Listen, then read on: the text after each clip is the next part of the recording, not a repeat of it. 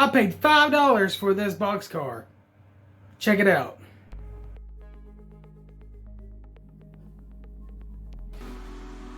I picked up this train car at the Central Arkansas Train and Hobby Show last August. I was looking for grain cars and several other types of cars, but when I came across this one for $5, I had to get it. I started off by unboxing the car and then looking at all the contents. I then placed all the contents onto a scale to see what the weight was. According to the NMRA standards, it's supposed to be, I want to say, over 5 ounces. Perfect, because that means I don't need to add any more weight. So after checking the weight, I decided to go ahead and start gluing the weight that came with the car. So after weighing all the components, I decided to go ahead and glue the weight to the bottom of the grain car.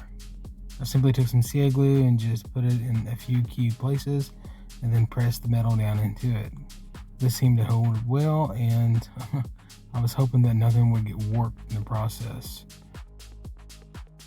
This seemed to hold well, and so far I haven't had any problems out of it. After looking at the instructions, I realized that all you had to do was snap the bottom onto the grain car to get it to fit.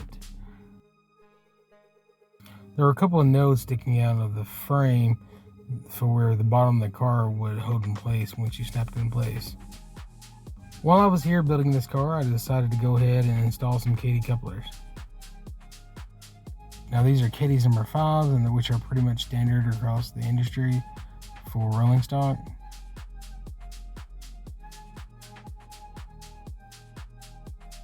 I took a look at these and compared them to make sure that everything was going to work the way they should.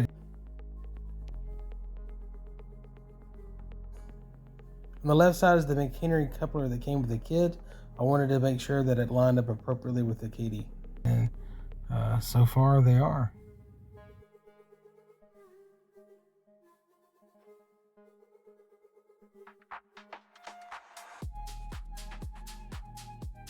To install this particular model of Kadee's, you first place the copper spring retention plate onto the peg, and then you simply slide on the coupler. Then you find the top of the coupler box and insert it into the peg. Now I placed a little bit of super glue onto mine just to make sure that it held securely. I realize that this may be an issue later should I decide to remove this Kadee coupler, but I promise you that I will leave that on there forever. Well, anyway, after a coupler is installed, this build is complete.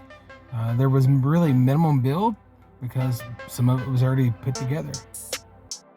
Now sit back and watch as I show this beauty off.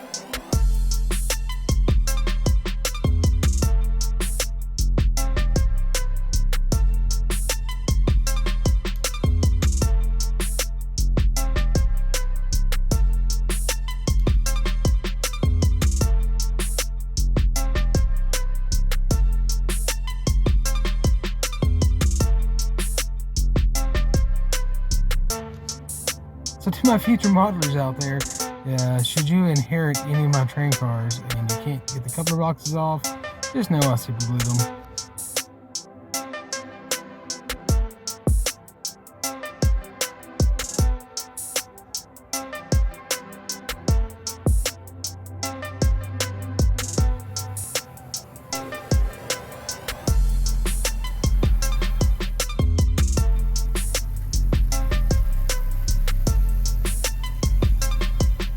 Hope you enjoyed watching this video. Thanks for watching.